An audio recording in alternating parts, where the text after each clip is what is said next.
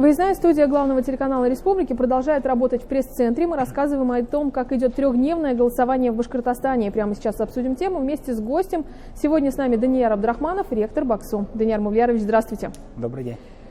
Что интересного заметили вы по трехдневному голосованию? Да, вот 2 дня уже прошло, по итогам первого дня явка 25%, по итогам второго дня уже почти половина жителей Башкортостана проголосовали, 48,5%. Вот как вы оцениваете эти цифры, о чем они вам говорят? Ну, во-первых, нужно сказать, что фактически выборы уже состоялись. То, что вы сказали по итогам вчерашнего дня, это больше 46%. Нужно сказать, что... 48,5%. 48,5%. Нужно сказать, что это первые 2 дня.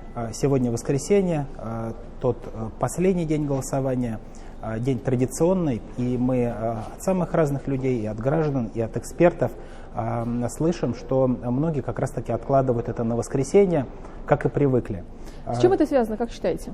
У нас ведь определенные традиции существуют в обществе. Кто-то вот просто привык ходить в воскресенье с утра, может быть, с семьей, выспавшись. Мне кажется, посмотрим на динамику, и можно будет уже с уверенностью делать прогнозы относительно следующих выборов. По конкуренции на этих выборах, да, давайте по выборам в Госдуму 14 партий участвуют, на одно место претендуют 13 кандидатов. Вот как вы оцениваете такие показатели? Вы знаете, выборы очень конкурентные. Часто приходится слышать, зачастую в оппозиционных СМИ, что голосовать не за кого, выборы не конкурентные, но те цифры, которые вы привели, и появление действительно новых партий, новых лиц, как раз-таки говорит о том, что выборы становятся все более и более конкурентными. И, как мне кажется, вот эти новые лица, омоложение, подход партий к тому, чтобы именно появлялись новые кандидаты, приводит как раз-таки к тому, что населению, нашим избирателям становится более интересно принимать участие в выборах, наблюдать за дебатами, ну и в конечном счете отдавать свой голос за того или иного кандидата, соответственно, нести уже определенную ответственность за свой выбор, как в плане критики, да, так и в плане, в том числе, реализации программ партий, если они их разделяют. Какая повестка стала ключевой в программах партии? Вот что интересного заметили вы? Ну, традиционно это социально-экономическая проблематика, это уровень жизни, то, как будет развиваться наша страна в будущем. Я думаю, что избиратели как раз-таки и ждут от народных избранников, тех, за кого они отдают свои голоса, что они будут активно работать и в профильных комитетах Государственной Думы, и лоббировать интересы того или иного региона, от которого они избираются, что в конечном итоге жизнь каждого конкретного гражданина станет лучше. Нашло ли отражение вот именно региональный компонент в программах партий? Безусловно, не во всех, но, как мне кажется, если не упирает конкретная партия, конкретный кандидат на региональную специфику, доверия, интереса к нему не будет. Когда человек действительно глубоко понимает проблемы региона, общается с избирателями, мы понимаем, что и на своей конкретной работе в Государственной Думе он будет уделять этому внимание, подчеркивать вот эту региональную специфику, что, будем надеяться, приведет как раз-таки к зримому улучшению. Вот с точки зрения государственного управления, какая задача будет стоять, первоочередная, точнее, задача будет стоять перед новым депутатским корпусом от Башкортостана, да, вот на ваш взгляд? Безусловно, это выполнение работы, которую требует партия. Мы понимаем, что есть, безусловно, и партийная дисциплина, но мы понимаем, что регион также определенные критерии к депутатам применяет. Безусловно, это определенное лоббирование интересов, это привлечение инвесторов, что крайне важно. И депутаты, безусловно, это понимают, и будем надеяться, что здесь у нас действительно за счет депутатского корпуса рост по этим показателям пойдет.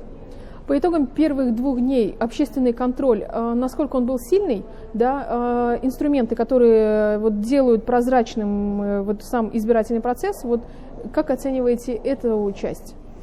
В этом году действительно также предприняты беспрецедентные меры по общественному контролю. Подготовлено порядка 7 тысяч наблюдателей.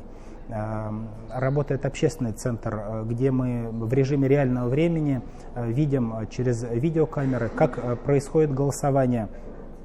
Любой фактически избиратель имел возможность, тем или иным способом заявившись, понаблюдать за тем, как проходит голосование. И, конечно же, вот эти действия, они приводят к повышенному интересу, развеиваются определенные мифы о махинациях каких-то. Поэтому такие действия, безусловно, укрепляют веру в справедливые честные выборы. Люди с удовольствием приходят на участки. А что интересного еще заметили вы за эти вот 2,5 дня? Вы знаете, я, может быть, субъективно почувствовал, что определенный всплеск интереса появляется, может быть, по сравнению с прошлыми выборами. Опять-таки, вот эта цифровизация избирательного процесса, вот те новации, про которые мы говорим, которые к нам сейчас апробируются на ряде регионов, придут к нам и в Башкортостан. Это и тот же мобильный избиратель, когда ты можешь выбрать фактически любой участок, находясь где-то в командировке, на отдыхе. Это возможность действительно контролировать ход избирательного процесса. Мне кажется, это делает выборы интереснее, ну, безусловно, прозрачнее. Сам формат 3-дневное голосование, он оправдан? Вы знаете, вопрос, конечно, дискутабелен. Субъективно мне это очень нравится. И не нужно говорить, что это единственная новация нашей страны. Подобные форматы были апробированы в ряде стран. Сейчас на память приходит и Македония, Литва. Ну и мы должны понимать, что ситуация меняется. Тот же коронавирус, то есть мы должны понимать, что мы не можем допускать скопления людей, да, и поэтому, когда мы рассредотачиваем на 3 дня приход избирателей на участки, это очень важно. В то же самое время 3 дня, и люди имеют возможность действительно, вернувшись с работы, может быть, с суточной, с вахтовой какой-то, действительно отдать свой голос. Раньше, возможно, у них это не получилось бы. Мы понимаем, что вот 3-дневное голосование, оно в большей степени связано именно с эпидемиологической обстановкой, да? Пандемия коронавируса все еще продолжается, но насколько велика вероятность, что этот формат станет традиционным?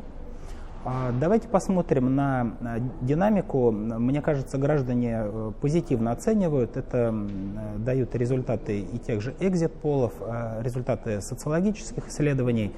Если формат зайдет, наверное, ничего плохого тут нет, тем более мы видим, что и эта система видеонаблюдений, она позволяет контролировать, ну, фактически выборный процесс в течение всех 3 дней. Даниил Мавлиярович, если сравнивать то, как идут выборы в Башкортостане и в других российских регионах, то о чем здесь можно говорить? Как я уже говорил, население Башкортостана отличается высокой дисциплинированностью. Мы имеем свои такие электоральные традиции. Можно сказать, что на примере, наверное, большинства наших граждан привыкли с удовольствием ходить на выборы, голосовать. Мне кажется, это как раз-таки особенность, ну, в том числе и нашего региона. Ну, еще время для голосования остается. Давайте обратимся к тем, кто еще не ходил голосовать, да, к таким людям, что бы вы им сказали. Я хочу обратиться и сказать, что нужно пойти и реализовать свое конституционное право с тем, чтобы действительно вот в течение вот этих 5 лет, да, когда Государственная Дума будет работать, в том числе нести определенную ответственность, в том числе моральную, за то, что делается, ну, или не делается. Почему это важно? Вы знаете, люди все-таки должны иметь определенную уверенность. И в завтрашнем дне они должны понимать, что тем или иным образом влияют на будущее. Выборы как раз-таки один из инструментов, который дает почувствовать, что ты действительно на что-то можешь повлиять. Спасибо вам большое, Даниил Мавлиярович. Спасибо. Сегодня гостем программы «Интервью» в эфире главного телеканала республики был ректор БАКСу Данияр Абдрахманов, и мы говорили о том, как идет трехдневное голосование в Башкортостане. Участки избирательные будут работать до 20:00, так что те, кто еще не сделал свой выбор, могут сделать его вот до этого времени.